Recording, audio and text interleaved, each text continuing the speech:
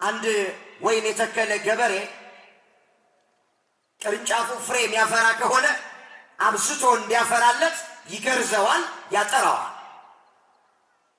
ፍሬ የማያፈራ ቅርንጫፍ ከግንዱ ጋር ተጣብቆ ፍሬ ማይሰጥ ፍሬ ማፍራት ማይችል ቅርንጫፍ ካለ ግን ገበሬው ቆርጦ ነው የሚጥለው። ምን ይሰራል? ፍሬ ካላፈራ።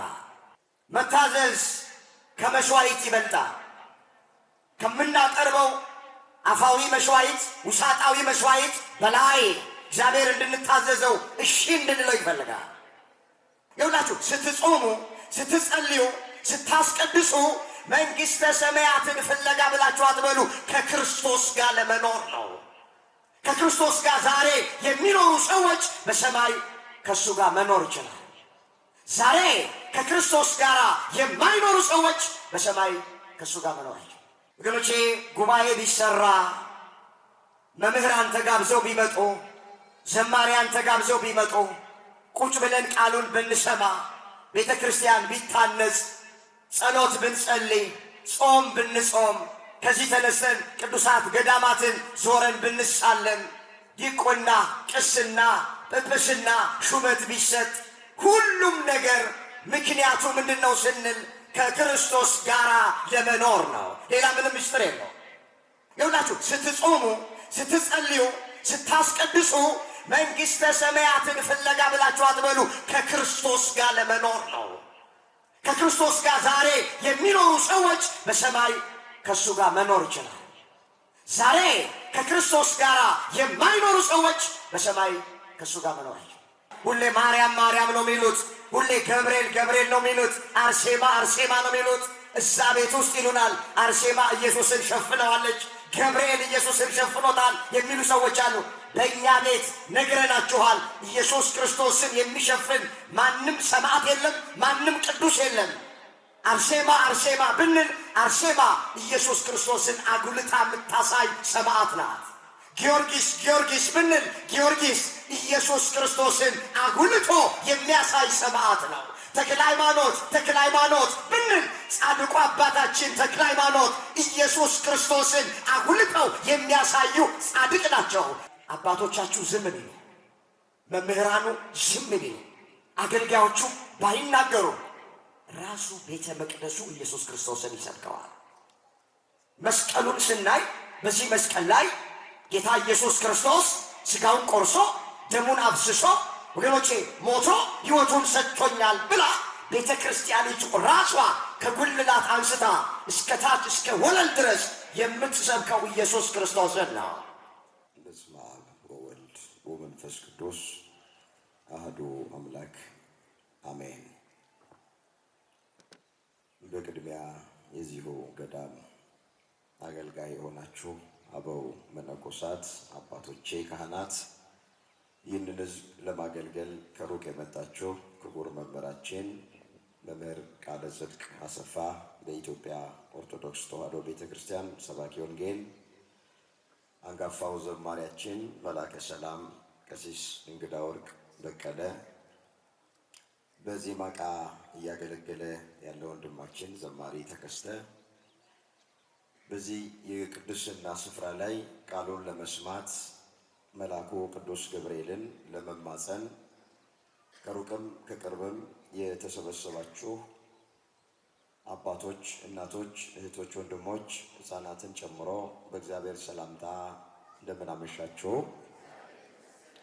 አሜን። አምላካችን እግዚአብሔር ያለፈውን ጊዜ በሰላምና በጤና አስፈጽሞን በዕድሜያችን ላይ ይህችን ቀን ተጨማሪ አድርጎልን ቃሉ በሚነገርበት ስፍራ ላይ የሰበሰበን የአባቶቻችን አምላክ የእኛም አምላክ እግዚአብሔር ስለማይነገር ስጦታው ቅዱስ ጳውሎስ እንደተናገረ ክብርና ምስጋና ይግባው። የእናታችን የእመቤታችን የቅድስት ድንግል ማርያም አማላጅነት አይለየን። እግዚአብሔር አምላካችን በጉባኤያችን መካከል ተገኝቶ የተሰወረውን የወንጌል ምስጢር ለሁላችን ገልጦ የሚረባንንና የሚጠቅመንን ነገር እንዲያስተምረን የእሱ ቅዱስ ፈቃዶ ይሆንልን። በሚኖረን ቀሪ ሰዓት እግዚአብሔር እንደረዳንና እንደፈቀደልን መጠን የምንማማርበት የትምህርታችን ርዕስ የሚሆነው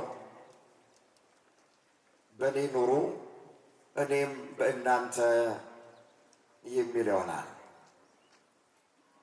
ይህንን በርዕስነት ያነሳነውን ኃይለ ቃል በመጽሐፍ ቅዱሳችን ላይ ተመዝግቦ የምናገኘው በዮሐንስ ወንጌል በምዕራፍ 15 ቁጥር 4 ላይ ነው። በእኔ ኑሩ እኔም በእናንተ ርዕሳችን ይሄ ነው።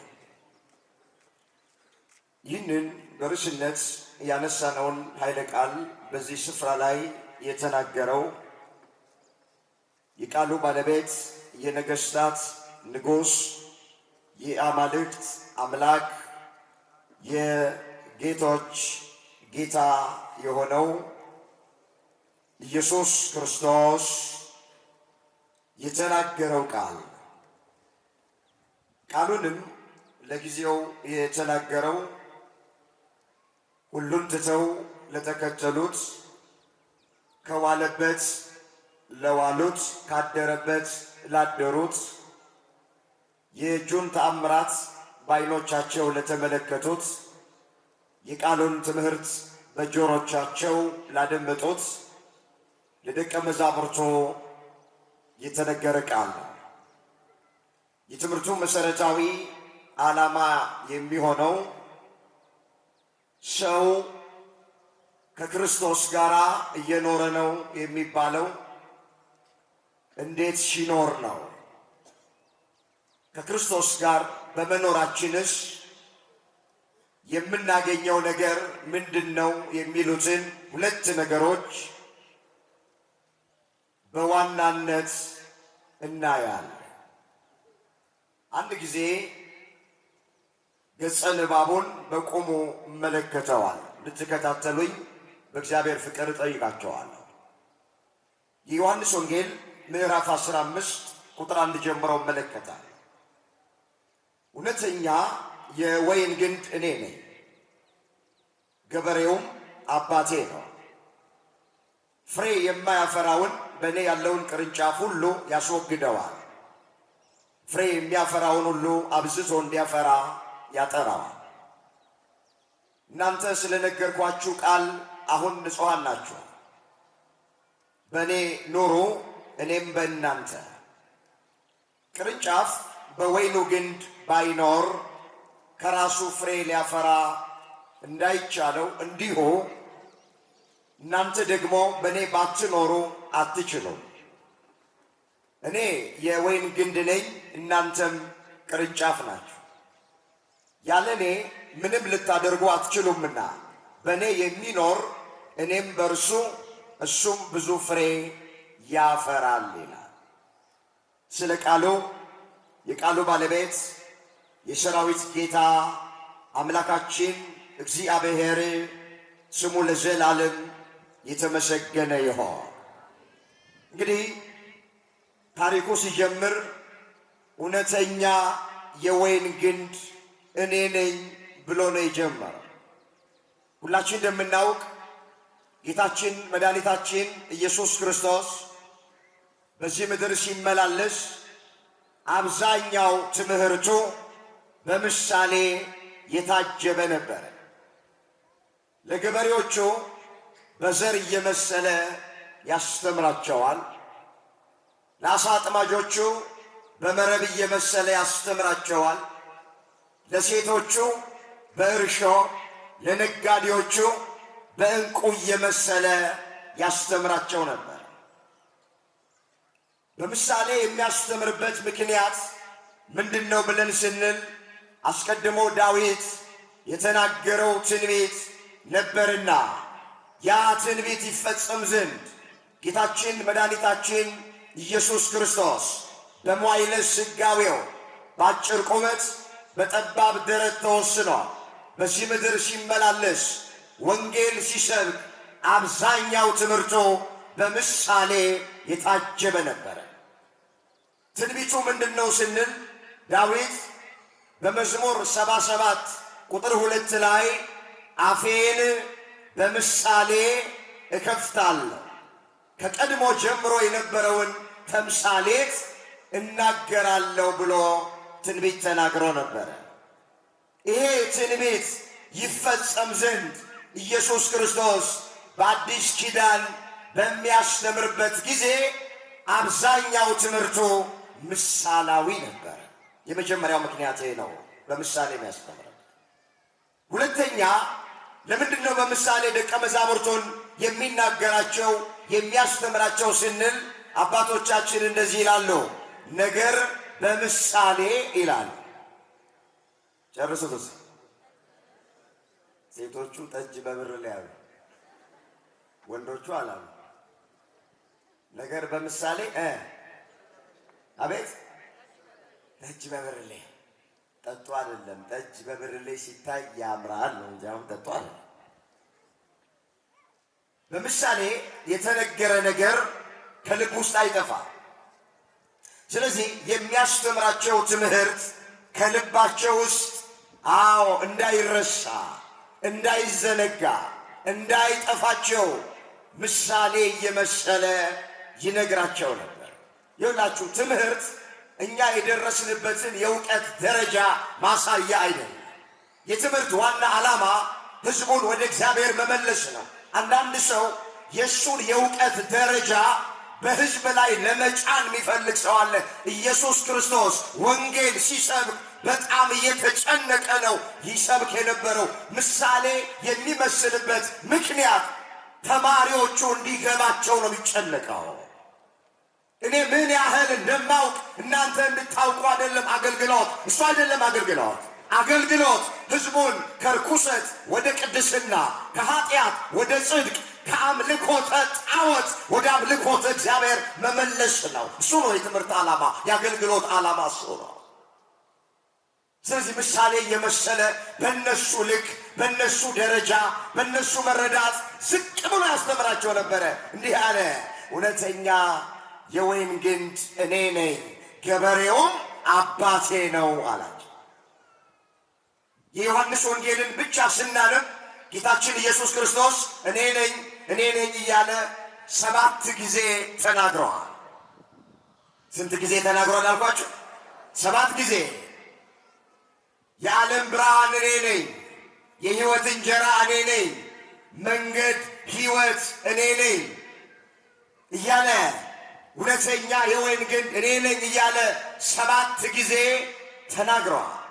ከ7ቱ እኔ ነኝ ብሎ ካስተማራቸው ትምህርቶች መካከል አንዱ ይሄ። በጣም የሚገርማችሁ ብዙ እጽዋት እያሉ ብዙ ተክሎች እያሉ ኢየሱስ ክርስቶስ ለምሳሌነት የመረጠው ወይንን ነው።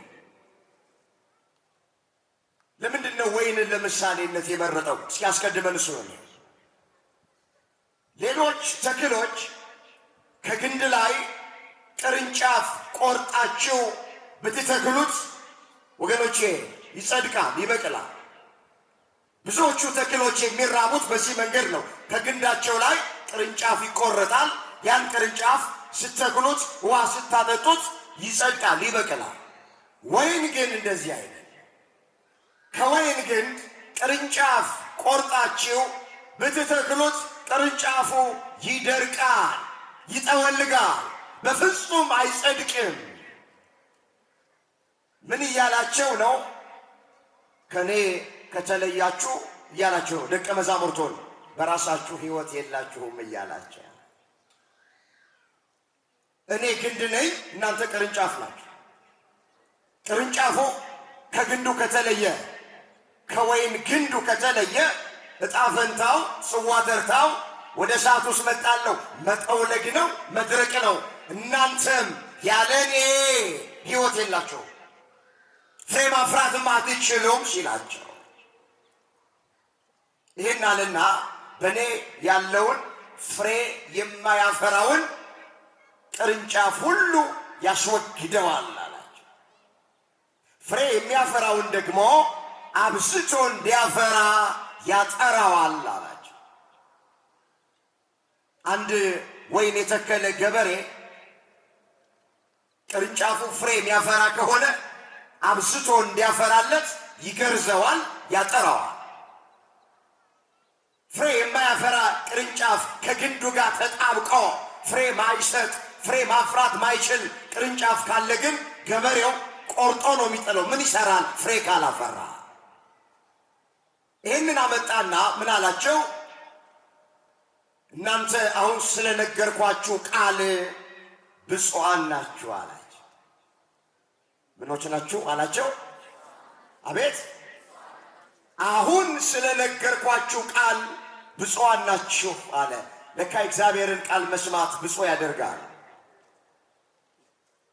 ብዙ ሰዎች የእግዚአብሔርን ቃል መስማት ጥቅም የሌለው የሚመስላቸው አሉ። ወገኖች ይኸውላችሁ ቃሉን መስማት ብቻ መጽሐፍ ቅዱስ እንደሚነግረን ብፁዕ ያሰኛል። አሁን ስለነገርኳችሁ ቃል ስለሰማችሁት ቃል ብፁዓን ናችሁ አላቸው። ቃሉን መስማት ያሳርፋል። ቃሉን መስማት ይቀድሳል። ቃሉን መስማት የእግዚአብሔርን ቃል መስማት ብፁዕ ያደርጋል። ምንድን ነው የሚለው በሌላ ስፍራ ላይ? ዛሬ እናንተ የምትሰሙትን ብዙ ነቢያት ብዙ ጻድቃን ሊሰሙ ወደዱ፣ ነገር ግን አልሰሙ። ዛሬ እናንተ የምታዩትን ብዙ ነቢያትና ጻድቃን ሊያዩ ወደዱ፣ ነገር ግን አላዩም። የእናንተ የሰሙ ጆሮቻችሁ ያዩ ዓይኖቻችሁ ብፁዓን ናቸው አለ። ማቴዎስ 13 ቁጥር 16 ላይ የተመዘገበ እግዚአብሔር ቃል። የእናንተ የሰሙ ጆሮቻችሁ ቃሉን የሰሙ ጆሮቻችሁ ያዩ ዓይኖቻችሁ ብፁዓን ናቸው፣ ንዑዳን ናቸው፣ ክቡራን ናቸው አለ። ኦርቶዶክሳውያን በዚህ ከተማ ያላችሁ ክርስቲያን ወገኖቼ የእግዚአብሔርን ቃል መስማት ትልቅ ጥቅም አለው። ብፁዕ ያሰኛል፣ ንዑድ ያሰኛል፣ ክቡር ያሰኛል፣ ይቀድሳል፣ ያነጻል፣ ያሳርፋል።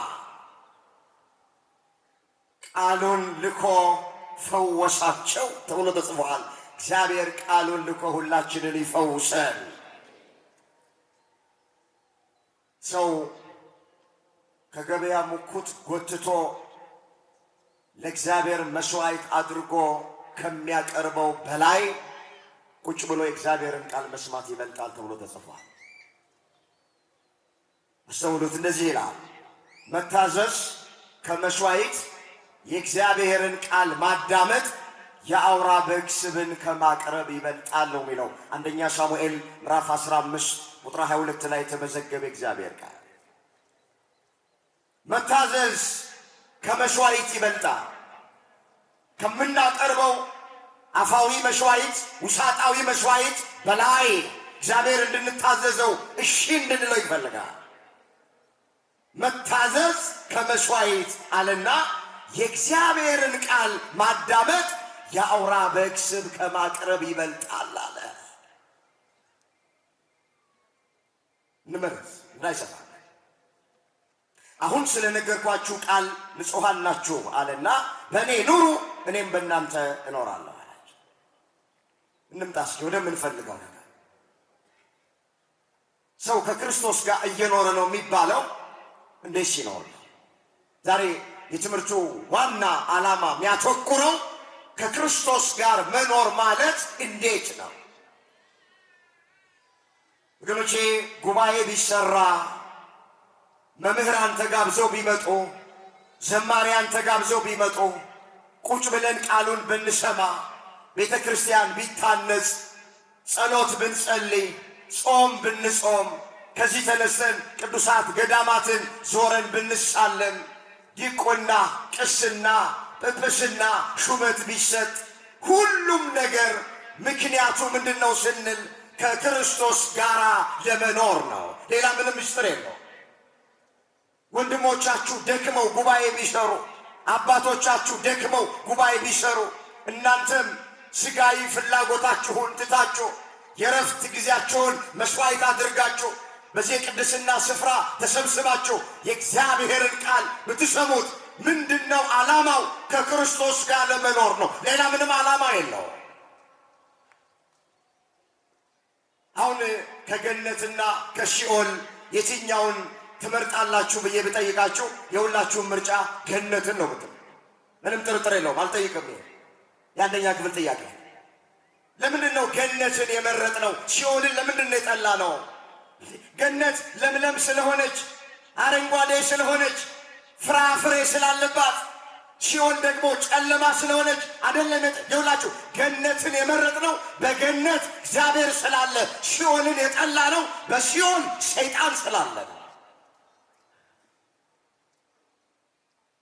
በገነት ክርስቶስ ስላለ ከክርስቶስ ጋር ነው የምንኖረው። ይኸውላችሁ ስትጾሙ፣ ስትጸልዩ፣ ስታስቀድሱ መንግሥተ ሰማያትን ፍለጋ ብላችሁ አትበሉ። ከክርስቶስ ጋር ለመኖር ነው። ከክርስቶስ ጋር ዛሬ የሚኖሩ ሰዎች በሰማይ ከእሱ ጋር መኖር ይችላል። ዛሬ ከክርስቶስ ጋር የማይኖሩ ሰዎች በሰማይ ከእሱ ጋር መኖር አይችላል። ስለዚህ ጉባኤ የምንካፈለው፣ ቃሉን የምንሰማው፣ ምንዘምረው፣ ምንቀድሰው፣ ምናስቀድሰው፣ ምንጾመው፣ ምንሰግደው፣ ምንወድቀው፣ ምንነሳው፣ ንስሐ ምንገባው ከክርስቶስ ጋር ለመኖር። እንዴት ነው ሰው ከክርስቶስ ጋር እየኖረ ነው የሚባለው? አንደኛ ከክርስቶስ ጋር መኖራችን ማረጋገጫው ኢየሱስ ክርስቶስ የእግዚአብሔር ልጅ እንደሆነ ካመንን ከክርስቶስ ጋር እየኖርን ነው ማለት ነው። እስኪ ኢየሱስ ክርስቶስ በሉ ሁላችሁ። ይሄ ግራ ጆሬ አይሰራም። ኢየሱስ ክርስቶስ ትንሽ እየሰራልኝ ነው። ኢየሱስ ክርስቶስ የእግዚአብሔር ልጅ እንደሆነ የሚያምን ከክርስቶስ ጋር እየኖረ ነው። የመጀመሪያው ይሄ ነው። ኦርቶዶክሳውያን ባካችሁ በደንብ ስሙ። ከዚህ የሚቀድም የለ፣ ከዚህ ፊተኛ የለ። የመጀመሪያው ይሄ መጽሐፍ እንደዚህ ይላል። በዚህ በአንደኛ የዮሐንስ መልእክት ምዕራፍ 4 ቁጥር 15 ላይ እንዲህ ተብሎ ተመዝግቧል። ኢየሱስ የእግዚአብሔር ልጅ እንደሆነ በሚታመን የማ ልጅ ኢየሱስ የእግዚአብሔር ልጅ እንደሆነ በሚታመን ሁሉ እግዚአብሔር በእርሱ ይኖራል፣ እርሱም በእግዚአብሔር ይኖራል አለ። አመጣው ደግሞ ኢየሱስ ክርስቶስ የእግዚአብሔር ልጅ እንደሆነ በሚታመን ሁሉ እግዚአብሔር በእርሱ ይኖራል፣ እሱም በእግዚአብሔር ይኖራል አለ። ስለዚህ የመጀመሪያ ከክርስቶስ ጋር እየኖርኩ ብለን አፋችንን ሞልተን መናገር የምንችለው ኢየሱስ ክርስቶስ የእግዚአብሔር አብ የባህሪ ልጁ ነው ብሎ ማመን። መጽሐፍ ቅዱስ በተለይ አዲስ ኪዳን የተጻፈበት ዋና ዓላማ አንኳር መልእክቱ ጭብጡ ምንድን ነው ብለን ስንል ኢየሱስ ክርስቶስ የእግዚአብሔር ልጅ እንደሆነ አምነን በስሙ የዘላለም ሕይወት እንድናገኝ ነው መጽሐፍ ቅዱስ የተጻፈልን። እንዲህ ተብሎ እንደተጻፈ ተመልከቱ። እስኪ ይህንን ኃይለ ቃል ላነበው እፈልጋለሁ። የዮሐንስ ወንጌል ምዕራፍ 20 ቁጥር 31 ላይ እንዲህ ይላል። ኢየሱስ እርሱ ክርስቶስ የእግዚአብሔር ልጅ እንደሆነ ታምኑ ዘንድ ምን ትሉ ዘንድ? ታምኑ ዘንድ አምናችሁ በስሙ ሕይወት ይሆንላችሁ ዘንድ ይሄ ተጽፏል። ደግሞ ኢየሱስ ክርስቶስ የእግዚአብሔር ልጅ እንደሆነ ታምኑ ዘንድ አምናችሁ በስሙ የዘላለም ሕይወት ታገኙ ዘንድ መጽሐፍ ቅዱስ ተጽፏል። መጽሐፍ ቅዱስ የተጻፈበት ዓላማ በተለይ አዲስ ኪዳን ምንድን ነው ሲባል ኢየሱስ ክርስቶስ የእግዚአብሔር ልጅ እንደሆነ አምነን በስሙ የዘላለም ሕይወት እንድናገኝ ነው ዋና ዓላማ። ሌላው ተጨማሪ ቀዳሚው ፊተኛው የመጀመሪያው መጽሐፍ ቅዱስ የሚነግረን ይሄንን ነው። ኢየሱስ ክርስቶስ የእግዚአብሔር ልጅ ነው። ስሙ የተመሰገነ ይሁን። ቀላል ይመስላችኋል አይደል? ኢየሱስን የእግዚአብሔር ልጅ ማለት ለመስቀል ሞት ያበቃው ኢየሱስ ክርስቶስን ይሄ ነው። ጲላጦስ፣ እነ ሄሮድስ፣ አይሁድ ኢየሱስ ክርስቶስ ለመስቀል ሞት ተላልፎ እንዲሰጥ ያደረጉት ምን ብለው ከሰውት ነው? ራሱን የእግዚአብሔር ልጅ ያደርጋል ብለው ነው። ቀላል አይደለም። ክርስቶስ ጎኑ በጦር እንዲወጋ፣ እጆቹ በሚስማር እንዲቸነከሩ፣ የሸዋ ክሊል እንዲደፋበት፣ ስጋው አልቆ አጥንቱ ነጭ በረዶ መስሎ እስኪታይ 6666 ጊዜ በጅራፍ እንዲገረፍ ያደረገው የሕይወት አክሊል የሚያቀዳጀው ጌታ የሾህ አክሊል ያቀዳጀው ምክንያቱ ምንድን ነው ሲባል ራሱን የእግዚአብሔር ልጅ ብሎ ጠርቷል ያለው የእግዚአብሔር ልጅ በመሆኑ በማለቱ ለመስቀል ሞት ክርስቶስ ተላልፎ ተሰጥቷል። ቀላል አይደለም። ስለዚህ መጀመሪያ እግዚአብሔር ከኛ የሚፈልገው ወይም ከክርስቶስ ጋር አብረን መኖራችን ማረጋገጫው ኢየሱስ ክርስቶስ የእግዚአብሔር ልጅ ነው። አዎ የእግዚአብሔር ልጅ እግዚአብሔር ነው። የእግዚአብሔር ልጅ ነው ስንለው እኮ ምን ማለታችን ነው? ኢየሱስ ክርስቶስ እግዚአብሔር ነው ማለታችን እኮ። የሰው ልጅ ምንድን ነው? የሰው ልጅ ሰው ነው። ምን ነው ድምጻቸው አነሰ? የሰው ልጅ ሰው ነው። የበግ ልጅ ምንድን ነው? የፍየል ልጅ ምንድን ነው? የሰው ልጅስ ምንድን ነው? የእግዚአብሔር ልጅስ ምንድን ነው? እሱ ነው የእግዚአብሔር ልጅ እግዚአብሔር ነው። ስለዚህ ይኸውላችሁ ኢየሱስ ክርስቶስ የእግዚአብሔር ልጅ ነው ብለን ስንለው ኢየሱስ ክርስቶስ ራሱ እግዚአብሔር ነው ያለ ፈጣሪ ነው፣ አምላክ ነው፣ ኤልሻዳይ ነው፣ ሁሉን ቻይ ነው ማለት ነው። ቤተ ክርስቲያን የተመሰረተችውን በዚህ ቃል ላይ ትዝ ይላችኋል። በፊልጶስ ቂሳርያ ጌታችን ኢየሱስ ክርስቶስ ደቀ መዛሙርቱን ሰዎች የሰውን ልጅ ማን ይሉታል ብሎ ጠየቀ። አንዳንዱ ነቢዩ ኤልያስ፣ ነቢዩ ኤርምያስ፣ መጥምቁ ዮሐንስ ይሉሃል ወይም ከነቢያት አንዱ ነው ይሉሃል አሉ። እነሱስ ባለማወቅ ኤልያስ ነው፣ ኤርምያስ ነው፣ ዮሐንስ ነው፣ ሙሴ ነው፣ ከነቢያት መካከል አንዱ ነው አሉኝ።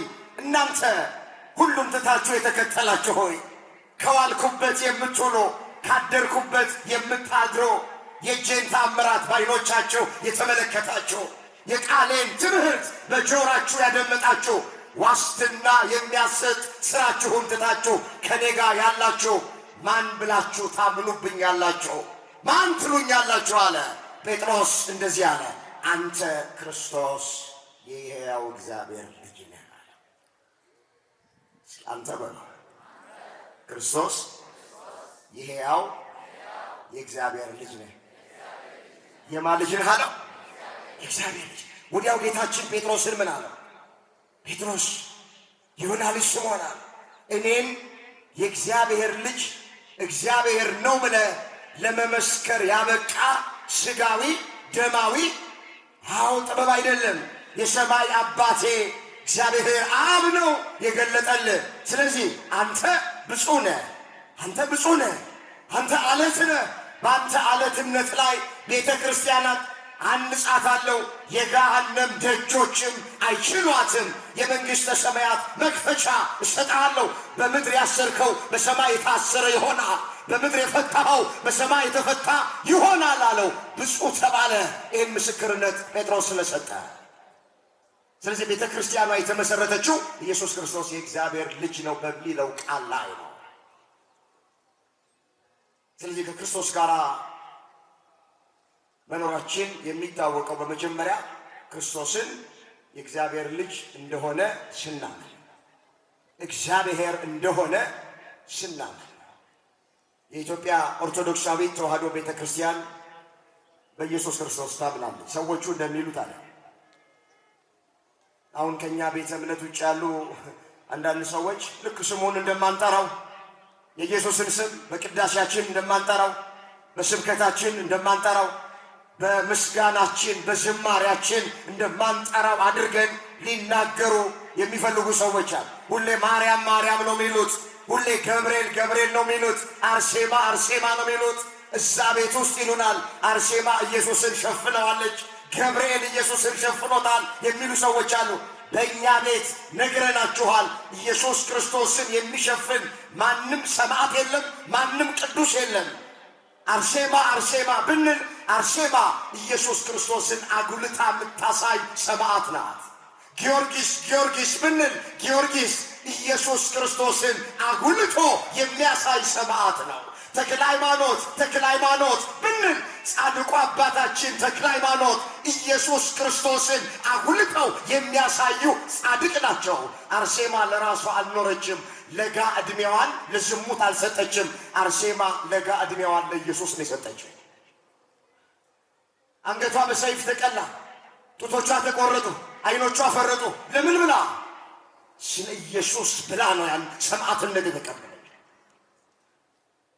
እንዴት ነው አርሴማ ኢየሱስን የምትጋር?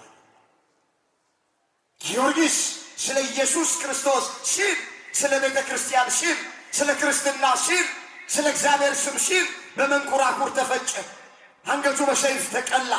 ወገኖቼ ብዙ መከራ ተቀበለ። ሁሉም ክርስቶስን ያሳዩት እንጂ ራሳቸውን አላሳዩ። ቤተ ክርስቲያናችን ኢየሱስ ክርስቶስን የሚሸፍን ምንም ነገር የለም። እንደውም አጉልቶ የሚያሳይ ነገር ነው ያለው። ቤተ ክርስቲያን ክርስቶስን ተሰብካለች። አናፍርበት። እስኪ ያመንኩትን በሉ። ያመንኩትን አውቀዋለሁና አላፍርበት። በኢየሱስ ክርስቶስ ታፍራላችሁ? በመድኃኔ ዓለም ታፍራላችሁ? በአማኑኤል ታፍራላችሁ? አናፍር። ሞቶ ሕይወት የሰጠን እሱ ነው። ራቁቱን ሆኖ ጸጋውን ያለበሰን እሱ ነው። ተቸንክሮ ከችንካር ያላቀቀን እሱ ነው። ደሃ ሆኖ በእሱ ድህነት እኛን ባለጠጎች ያደረገን ኢየሱስ ክርስቶስ ነው። ተዋርዶ ያከበረን እሱ ነው። አንገቱን ዘንበል አድርጎ ቀና ብለን እንድንሄድ ያደረገን መድኃኔ ዓለም ነው። ምን ያላደረገልን ነገር አለ? ምን ያልሰጠን ነገር አለ? ምን ያልሆነልን ነገር አለ? ስለዚህ አናፍርበት። ምን አንልበትም? አናፍርበት። እንሰብከዋለን፣ እናመሰግነዋለን፣ እናመልከዋለን፣ ስጋውን እንበላለን፣ ደሙን እንጠጣለን። እስኪ ወንድ የሆነ ኦርቶዶክስ ጋቢውን ለብሶ ቀሚሱን ለብሶ ኢየሱስ ጌታ ነው ይበል እስኪ። ወንድ የሆነ ይላል ፓስተር። በፍጹም በቃ ይሄን ስትሏቸው ይደነግጣሉ፣ ይፈራሉ። ምናምን የሚሉ ሰዎች ገኖች ኢየሱስ ጌታ ነው ብሎ ማለት ነው። አሁን እንደ መፈክር ለምን ይታያል? አሁን መበሻሸቅ ያደርገውታል እንኳን ወይ ታክሲው ስታገኟቸው፣ ወይ የሆነ ፌርማታ ላይ ስታገኟቸው፣ ወይ ቢሮ የሥራ ቦታችን፣ ወይ በጎረቤት፣ ወይ አንዳንዴ አድርስ ነው ቤታችን ውስጥ በሃይማኖት ማትመስል ትኖራለች። ምን ኢየሱስ ጌታ ነው ወገኖቼ።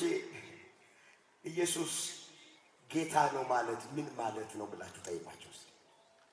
እንደዚህ ለሚሏችሁ ኢየሱስ ጌታ ነው ማለት ምን ማለት ነው ወገኖቼ? ኢየሱስ ጌታ ነው ማለት እኮ ኢየሱስ ክርስቶስ ፈጣሪ ነው ማለት እኮ ነው። ኢየሱስ ክርስቶስ አምላክ ነው ማለት እኮ። ኢየሱስ ክርስቶስ ፈራጅ ነው ማለት ነው። ኢየሱስ ክርስቶስ የነገሥታት ሁሉ ንጉሥ ነው ማለት ነው። ኢየሱስ ጌታ ነው ማለት እነዚህን ሁሉ የሚያጠቃልል ቃል። ይህ ቃል የተነገረበት ምክንያት በዘመነ ሰማዕታት ክርስቲያኖች አንገታቸው ላይ ሰይፍ ተደርጎ ቄሳር ጌታ ነው በሉ እንደምትሉ ከሆነ አንገታችሁ በሰይፍ ይቀላል ሲሉ ኢየሱስ ጌታ ነው ብሎ መስክረዋል። ቄሳር ጌታ አይደለም፣ ኢየሱስ ነው ጌታ ብለው መስክረዋል። ኢየሱስን ካዱ ሲባሉ፣ ስሙን እንዳጠሩ ሲባሉ፣ ቄሳር ነው ጌታ ይህን መስክሩ ሲባል አንመሰክርም፣ ቄሳር ጌታ አይደለም፣ ጌታችን ኢየሱስ ክርስቶስ ነው ብሎ መስክረዋል። ቤተ ክርስቲያን ጌትነቱን፣ አምላክነቱን፣ አዳኝነቱን የምትመሰክር ቤተ ክርስቲያንን ልክ ኢየሱስን እንደማታምን ስሙን እንደማትጠራ እንደማናቀው አድርገው እንዴት ነው የሚነግረው?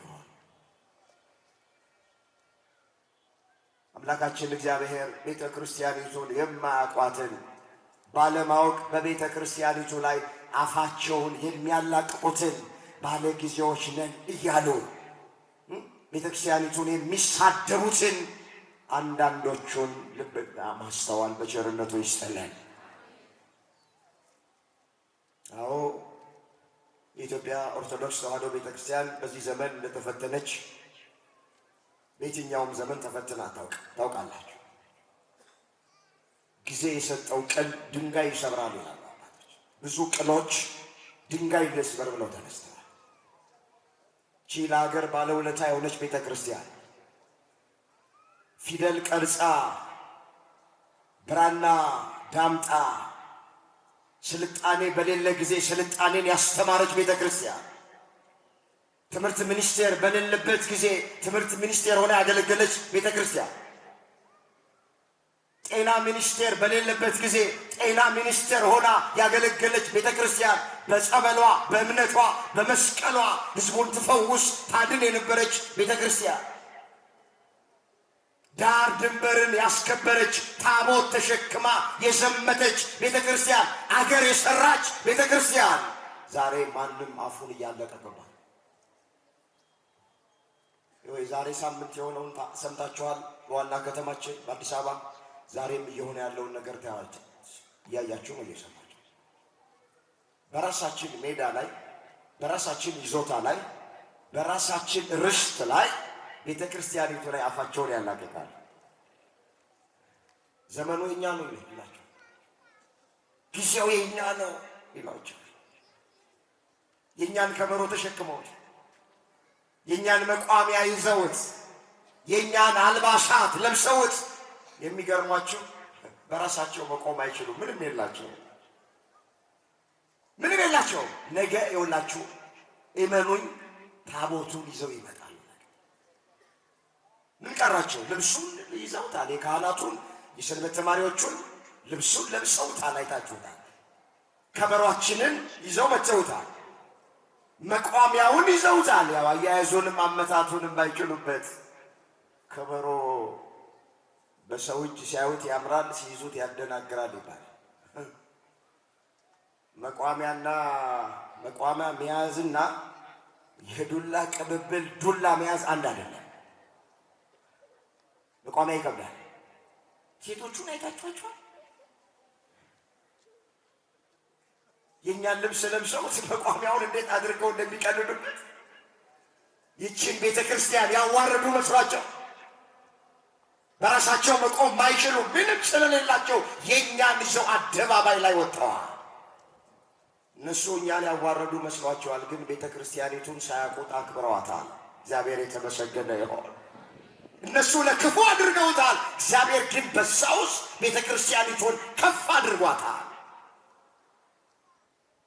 ስለዚህ ሁላችሁ እቺ ቤተ ክርስቲያን ኢየሱስ ክርስቶስን ከማንም እና ከምንም በላይ በሁለንተናዋ የምትሰብክ ናት።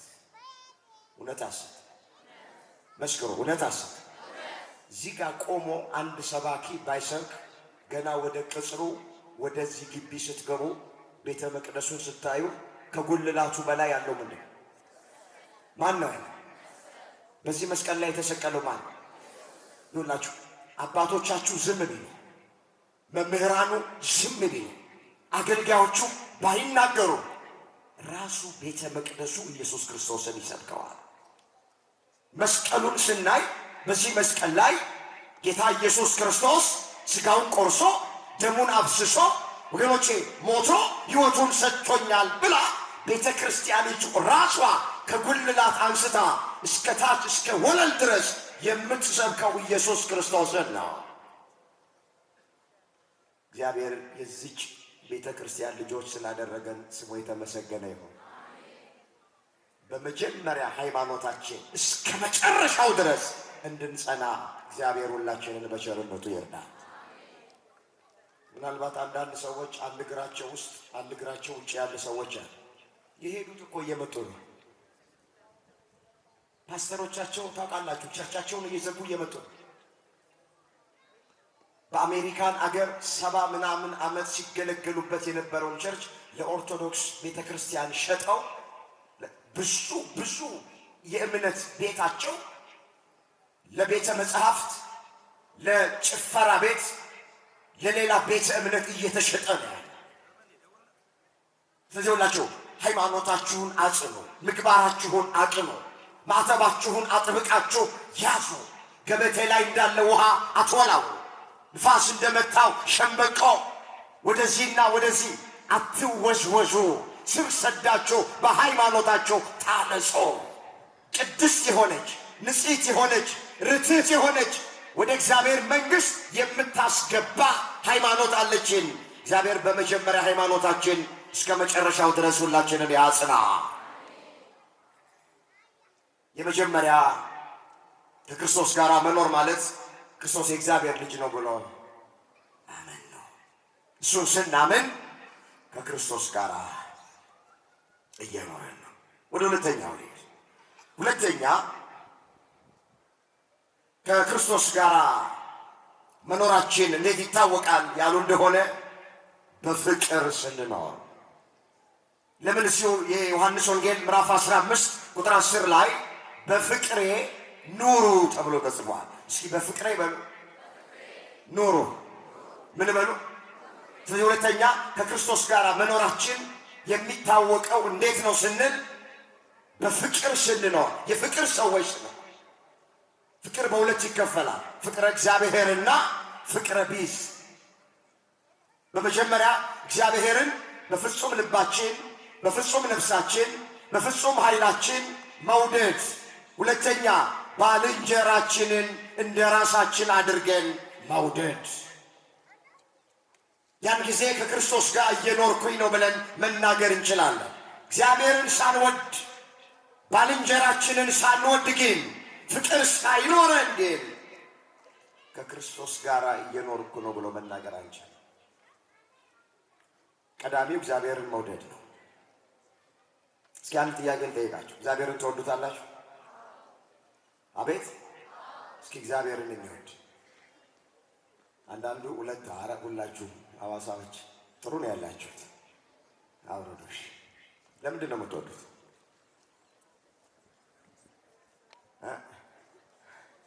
ጥያቄውን ልድገመው። እግዚአብሔርን የምትወዱበት ወይም የምንወድበት ምክንያት ምንድን ነው?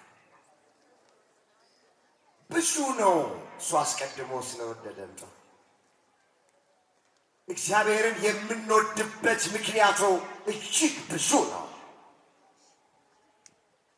ከሁሉም በፊት ግን እሱን የምንወድበት ምክንያት ምንድን ነው ብለን ስንል ሳንወደው እሱ አስቀድሞ ስለወደደን፣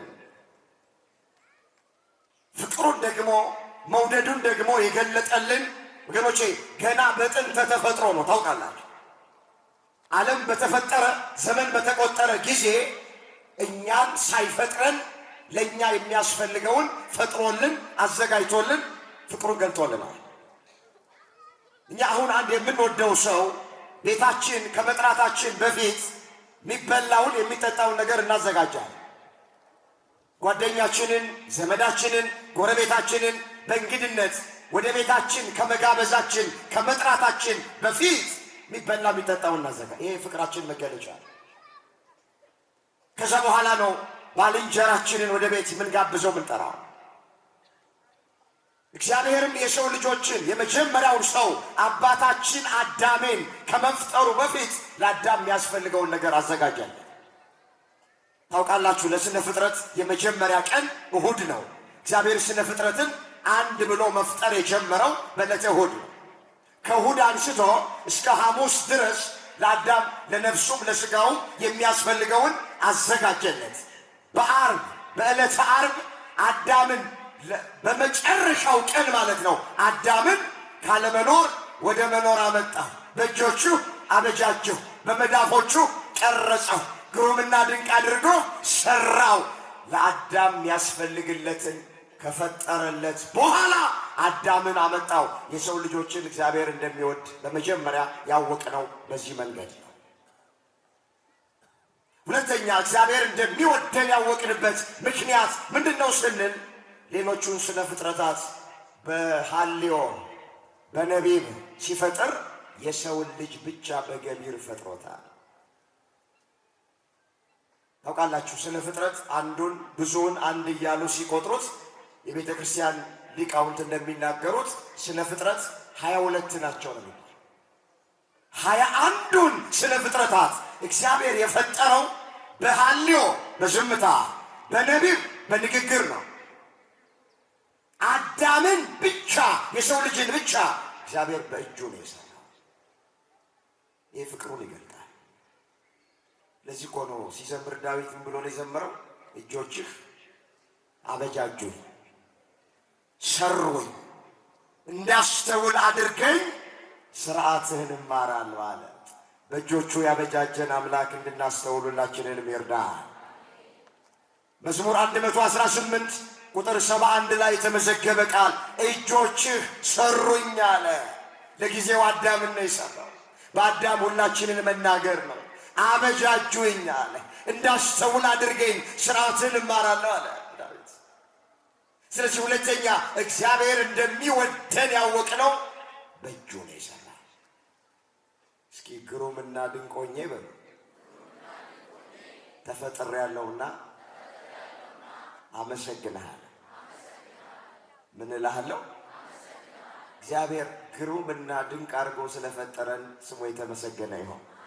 መዝሙር 138 ቁጥር 14 ላይ የተመዘገበ እግዚአብሔር ቃል ግሩምና ድንቅ ሆኜ ተፈጥሬያለሁና አመሰግንሃለሁ። ስለዚህ ሌላው እግዚአብሔር እንደሚወደን ያወቅነው በእጁ ነው የፈጠረን። አዲስ ኪዳን ጋር ልምጣ እስኪ ትምህርታችንን እንዳይሰፋበት።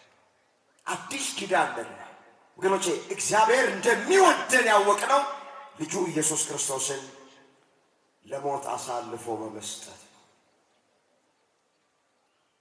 መጽሐፍ በእርሱ የሚያምን ሁሉ የዘላለም ሕይወት እንዲኖረው እንጂ እንዳይጠፋ እግዚአብሔር አንድያ ልጁን እስኪሰጥ ድረስ ዓለምን እንዲሁ ወዶታል ተብሎ ተጽፏል። የዮሐንስ ወንጌል ምዕራፍ 3 ቁጥር 16 ላይ የተመዘገበ እግዚአብሔር ቃል። እስኪ ላስቸግራችሁ፣ ከኔ ቀጥላችሁ ቃሉን ተናገሩ። በእርሱ የሚያምን ሁሉ በርሱ የዘላለም ሕይወት እንዲኖረው እንጂ እንዳይጠፋ እግዚአብሔር አንድያ ልጁን እስኪሰጠን ድረስ ዓለሙን እንዲሁ ወዶታል። ሰው እንዲሁ ይጠላናል፣ እግዚአብሔር እንዲሁ ይወደናል። ለካ ፍቅሩን የገለጠልን አዲስ ኪዳን ወገኖቼ የተለየ ነው። ፍቅሩ ቃላት ማይገልጠው ነው፣ ቋንቋ ማይገልጠው ነው። ሥጋውን ቆርሶ ደሙን አፍስሶ ነፍሱን በመስቀል ላይ አሳልፎ በመስጠት ፍቅሩን ገለጠልን። ወገኖቼ ኢየሱስ ክርስቶስን ምን ያህል ነው የምትወደኝ ብለን ብንጠይቀው መልሱ ልጄ ሆይ እስከ ሞት ድረስ እወድሃለሁ ነው የሚለው። እስከምን ድረስ? እንዴ እናት እኮ ልጇን ብትወድ እንጀራ ቆርሳ ልታጎርስ ትችላለች። እናት ልጇን ብትወድ ጨርቅ ቀዳ ልታለብስ ትችላለች። እናት ስለ ልጇ በመስቀል አትሰቀልም። ጎኗን በጦር አትወጋም። በምስማር አትቸነከርም። የሸዋ አክሊል አትደፋም። ኢየሱስ ክርስቶስ ከእናት በላይ እናት ነው፣ ከአባት በላይ አባት ነው። ነፍሱን አሳልፎ ነው የሰጠን። ፍቅሩ ቋንቋ አይገልጠውም። እባካችሁ ፍቅሩ ቃላት አይገልጠውም። ልዩ ነው፣ መተኪያና መለኪያ የሌለው። አዎ ፍቅሩን ነው የገለጸልን፣ ሕይወቱን ነው የሰጠ። ከብሉይ ኪዳኑ የአዲስ ኪዳኑ ይበልጣል ፍቅር፣ የእግዚአብሔር ፍቅር የተወደድንበት ውድ የአዲስ ኪዳኑ በጣም የተለየ ነው። ደግሞ ጻድቅ ሆነን እምነት ተገኝቶብን በጎዎች ሆነን አይደለም ይህን ሁሉ ዋጋ የከፈለልን። ገና ደካሞች፣ ገና ኃጢአተኞች፣ ሕግ ተላላፊዎች ሳለን ነው የሞተልን። ለጻድቅ ሰው የሚሞት አለ እኮ ቅዱስ ጳውሎስ ምናልባት ተፈልጎ ይገኛል። ለቸር ሰው የሚሞት ምናልባት ተፈልጎ ይገኛል። ለኃጢአተኛ ግን የሚሞት ማንም ሰው የለም ተብሎ ሮሜ ምዕራፍ 5 ቁጥር 6 ላይ ተመዝግቧል። ስለዚህ እንደዚህ የወደደንን አምላክ እኛ ደግሞ መውደድ መቻል አለብን። ከክርስቶስ ጋር እየኖርን ነው የሚባለው አምላካችን እግዚአብሔርን በፍጹም ልባችን፣ በፍጹም ነፍሳችን፣ በፍጹም ኃይላችን ስንወድ ነው። ባልንጀራችንንም እንደ ራሳችን ስንወድ ነው። እግዚአብሔር የእርስ በርስ ፍቅር ለሁላችን ይስጠ። መጽሐፍ እስራኤል ሆይ ስማ አምላካችን እግዚአብሔር አንድ እግዚአብሔር ነው አለና አንተም አምላክ እግዚአብሔርን በፍጹም ልብህ፣ በፍጹም ነፍስህ፣ በፍጹም ኃይልህ ውደድ፣ ባልንጀራህንም እንደ ራስህ አድርገህ ውደድ ተብሎ ተጽፏል። ዘዳግም 6 ቁጥር 4 ላይ እግዚአብሔርን ከልባችን እንድንወደው እሱ በቸርነቱ ይርዳል። ትወዱታላችሁ? ትወዱታላችሁ? ባል ከሚስቱ በላይ ማንን መውደድ አለበት? መልሶልኝ እንጂ። ሚስት ከባሏ በላይ ማንን መውደድ አለባት? ወላጆች ከልጆቻቸው በላይ ማንን መውደድ አለባቸው? ልጆችም ቢሆኑ ከወላጆቻቸው በላይ ማንን መውደድ አለባቸው? ይኸውላችሁ ከስልጣናችን በላይ፣ ከእውቀታችን በላይ፣ ከወንበራችን በላይ፣ ከሚረግፍ ውበታችን በላይ አለን ከምንለው ነገር በላይ ልባችን መሸነፍ ያለበት ለእግዚአብሔር ፍቅር ነው። መውደድ ያለብን እግዚአብሔርን ነው። ቀዳሚው ነገር ይሄ ነው። ከዛ አጠገባችን ያለውን ባልንጀራችንን ደግሞ መውደድ አለብን። አሁን ትልቁ ችግር ሁሉም እግዚአብሔርን ወዳለው ይላል፣ ግን ባልንጀራውን አይወድም። የማናየውን እግዚአብሔር እንወዳለን እያልን የምናየውን ወንድማችንን ግን አንወደውም። አሁን ጾም ላይ ነው ያለነው። እንግዲያውስ አሁን ሱባኤ ላይ ነው ያለነው። ጾማችን እንዴት ነው? ሐዋሳዎች በእግዚአብሔር የተወደደ ጾም ይሆን እየጾምን ያለነው? በፍቅር ይሆን? ብዙ ሰው የጾምን ጉዳይ የምግብና የሰዓት ጉዳይ ነው ያለው። ከተወሰኑ ምግቦች ለተወሰነ ሰዓት መቆየት ብቻ ይመስላቸዋል። ጾም ማለት ትርጉሙ እሱ ማለት ብቻ አይደለም። እርግጥ ነው አንደኛው የጾም ትርጉም ለተወሰነ ሰዓት ከጥሉላት ምግቦች፣ ከእንቁላሉ፣ ከወተቱ፣ ከስጋው መራቅ ነው። ይሄ የመጽሐፍ ቅዱስ ሐሳብ ነው። ግን ይሄ አንደኛው ደረጃ ጾም አይደለም። አንደኛ ደረጃ ጾም ማለት እንደውም እግዚአብሔር ከማይከብርባቸው ነገሮች መራቅ፣ ከኃጢአት መጾም ነው። ዓይናችን ክፉ ማየት የለበትም። ዓይናችን መጾም አለበት። እጃችን ክፉ መስራት የለበትም። እጃችን መጾም አለበት። እግራችን ወደ ክፉ ቦታ መሄድ የለበትም። እግሮቻችን መጾም አለባቸው። አንደበታችን መጾም አለበት። ክፉ ነገር መናገር የለበትም። ኢትዮጵያዊ ሊቅ ቅዱስ ያሬድ ምን አለ? ዓይን ይጹም፣ አንደበት ይጹም፣ ጆሮ ይጹም፣ እጅ ይጹም፣ እግር ይጹም አለ። አንደኛ ደረጃ ጾም ማለት ይሄ ነው። ብዙዎቻችን አንደኛ ደረጃውን ጾም አንጾመው። እኛ ጾም ይመስለን ስጋ መተው ነው። ሰውየው አሉ በሮብ ቀን ጠዋት ተነስቶ ካራውን ይችላል። ሰው ሊገድል እኮ ነው ጠላቱ። ሚስቱ ቁርስ ይዛ መጣች አሉ። ሮብ ቀን ነው። ቁርስ ይዛ መጣች። ከዛ ጠረጴዛ ላይ ቁጭ አደረገችለት። ምንድን ነው ይሄ አለ ባለ። አይ ቁርስህን በልተህ ልትሄድ ነው፣ የት እንደምትውል ስለማታውቅ በልተህ ልትሄድ። እኔ ከመቼ ጀምረው ነው በሮብ ቀን ቁርሴን የምበላው አለ። እሱ በሮብ ቀን ቁርስ አይበላም፣ ግን ሰው ሊገድል ይሄዳል። ይኸውላችሁ የብዙዎቻችን ጾም ማለት እንደዚህ፣ ይቅርታ አድርጎ የብዙዎቻችን ጾምን የተረዳንበት መንገድ እንደዚህ። ጾም እንደዚህ ማለት ብቻ አይደለም። የጾም ትርጉም ያይ እግዚአብሔር ከኃጢአት እንድንጾም፣ ከክፋት እንድንጾም፣ ከተንኮል እንድንጾም፣ ከምቀኝነት እንድንጾም፣ ከአምልኮተ ጣዖት እንድንጾም፣ ከስካር እንድንጾም፣ ከዝሙት እንድንጾም፣ ከዘረኝነት እንድንጾም እግዚአብሔር ይፈልጋል። ወገኖች የኃጢአት ቅበላና ፋሲካ የሌላት የዘላለም ጾም ናት። እስኪ ኃጢአት በል ቅበላና ፋሲካ የሌላት ጾም ናት። ምንና ምን የላትም? ቅበላና ፋሲካ። አሁን የያዝነው ይሄ አብይ ጾም ቅበላ ነበረው፣ እንደገና ፋሲካም አለው። ማለት ይገባል ይወጣል። የምግቡ ጾም በሆነ ጊዜ ይገባል፣ ከዛ ይወጣል። ኃጢአት እንደዛ አይደለም የምትጾመው፣ ሁልጊዜ መጾም አለበት። ስለዚህ ስንጾም በፍቅር መጾም አለብን። ልባችን ውስጥ ተንኮል፣ ልባችን ውስጥ ምቀኝነት፣ ልባችን ውስጥ ክፋት፣ የገዛ ወንድማችንን እየተጸየፍ ነው ብንጾም እግዚአብሔር በጾማችን ደስተኛ አይሆንም። ይኸውላችሁ ቂም በቀል በልባችን አርግዘን እሰራልሃለሁ እሰራልሻለሁ እያልን የኔና ያንተ ነገር ይለይልኛል እያልን ከምንጾም ባንጾም ይሻላል። ቁርጡን ልንገራችሁ፣ ደግመዋለሁ። ቂም በቀል በልባችን አርግዘን እቺ ጾም ትፈታና የኔና ያንተ ነገር ይለይልናል። እቺ ጾም ትፈታና የኔና ያንቺ ነገር ይለይልናል እያልን ልባችን ውስጥ ክፉ ሐሳብ ሞልቶብን ለጾም ከምንሰለፍ ይልቅ ጾሙን ሽረብን በላሽ። ወተቱ ምን አደረገ? እንቁላሉ ምን አደረገ?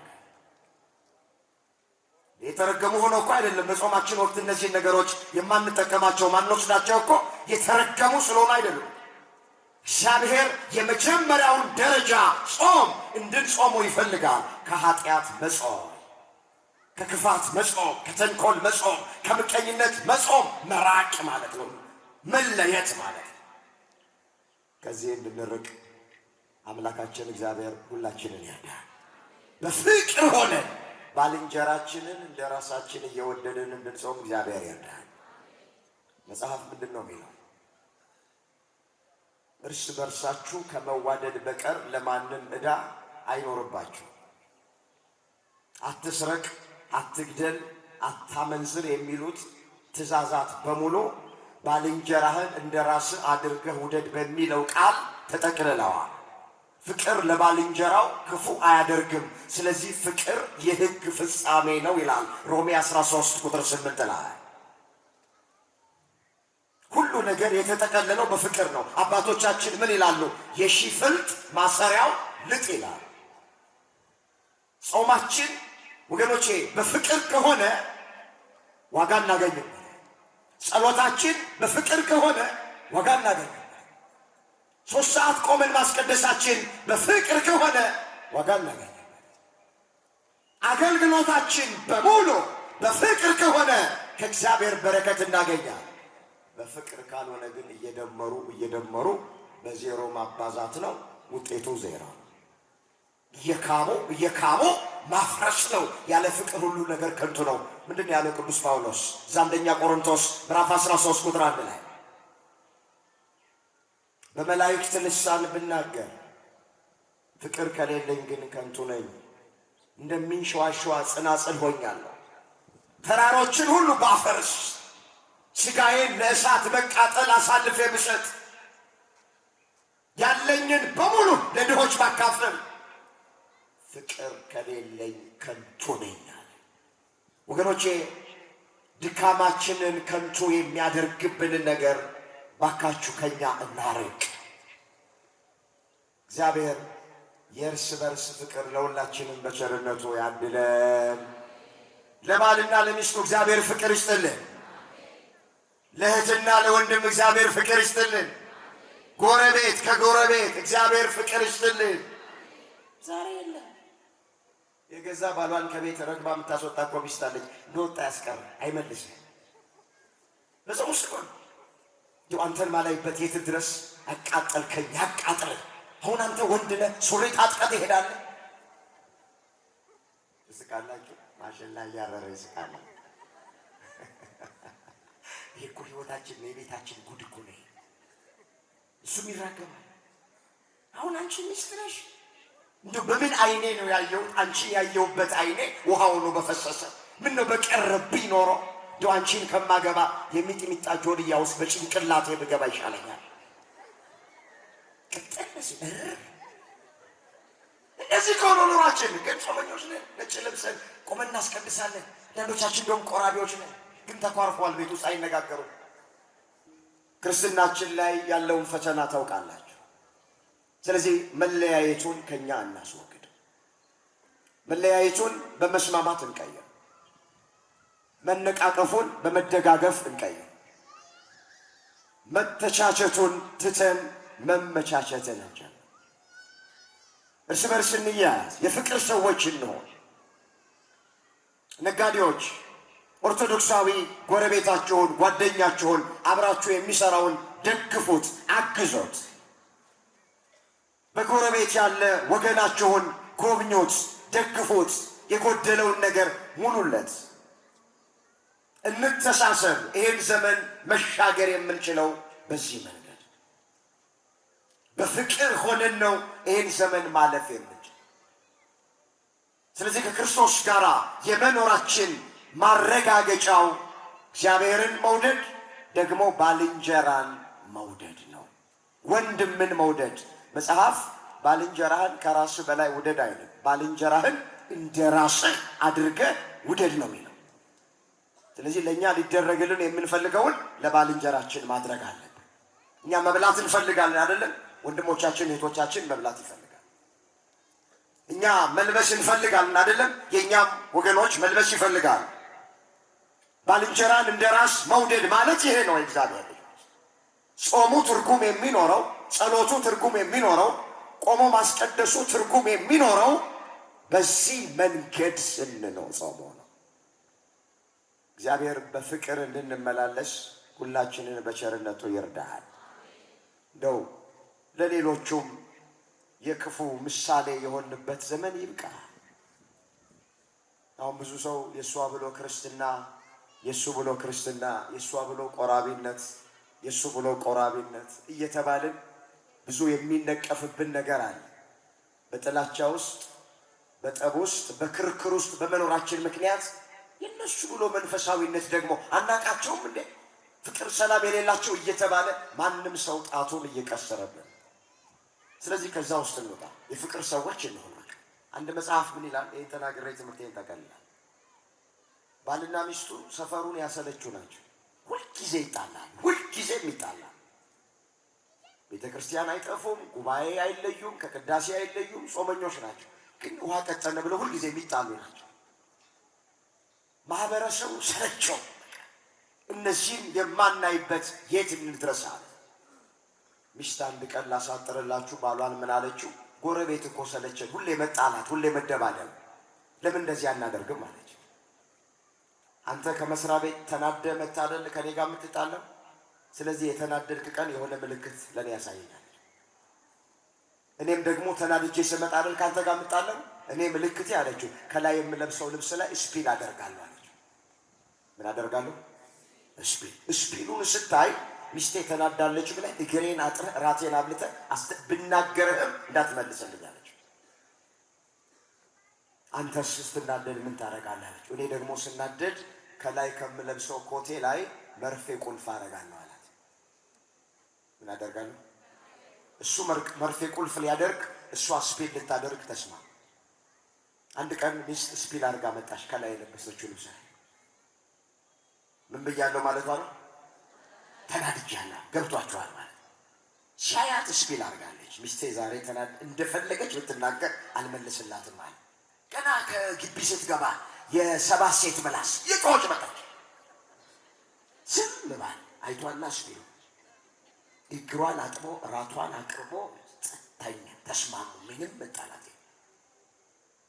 በሳምንቱ ባል ደግሞ ሲመጣ መርፌ ቁልፍ አድርጎ መጣ ኮቱ ላይ። ስታየው መርፌ ቁልፍ። ዛሬ ባሌ ተናዷል፣ እንደፈለገ ይናገር፣ ምንም አልመልስም አለች። ይጮሃል፣ ይለፈልፋል፣ ይናገራል። ዝም እግር አጥባ ራት አቅርባ ተስማምተው መኖር ጀመሩ። አንድ ቀን ሚስትም ስፒል አድርጋ መጣች፣ ባልም መርፌ ቁልፍ አድርጎ መጣ።